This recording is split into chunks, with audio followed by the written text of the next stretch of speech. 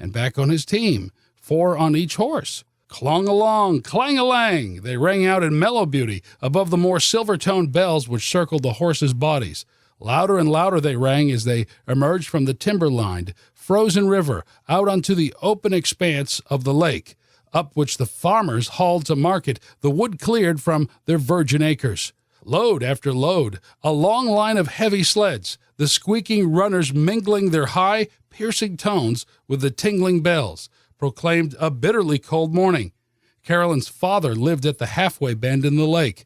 His 2 sons with their loads would join the long procession as it went by on the long trek to market. "Father, when it is cold like today, don't you think the sleds sing beautifully?" She was not quite sure that he would understand her. The sleds going by did something to her inside.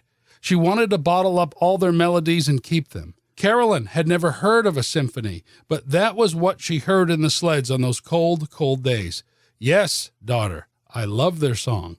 Carolyn moved closer to him and snuggled her small 10-year-old hand into his big mittened paw. It was good to have someone understand. Clang-a-lang, jingle-jingle, and the clear song of the sleds, like the tones of a violin, burst forth on the crisp air in all their glory as the sled swung into view around the bend.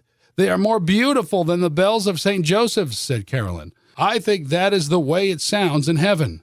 Perhaps it is. Bong, a bong. The church bells again led the symphony of sleighs. "Come, my child, we have been standing here an hour. You will be frozen. Skip along and get ready for school. And don't forget to bundle up warm because the bells say 40 below. You see how she writes extraordinarily well. She has a remarkable ear to hear and distinguish beautiful sounds, so much so that she could probably compose music too if she tried to. And notice that she had such emotion and clarity about that cold winter morning that we experience it too and know exactly how it felt. Other people's true self is to be funny. A jolly stout woman came to the class. She had never written before, she said uneasily and bashfully, hiding behind her fur collar, but she had the queering feeling that she could be funny. "Good, write something, any old thing." This is what she submitted. Mrs. Baker, waiting on a dark corner for a streetcar one wintry night, was becoming frightened. The only other person in sight was a woman who seemed also to be waiting for a car. But this woman appeared to be watching Mrs. Baker much more than any of the oncoming streetcars. "Oh, why on earth doesn't that woman go home and stop staring at me?" thought Mrs. Baker impatiently. "Ever since I was held up last year, I can't stand having strangers act interested in what I do, and it makes me simply frantic to hear quick footsteps behind me."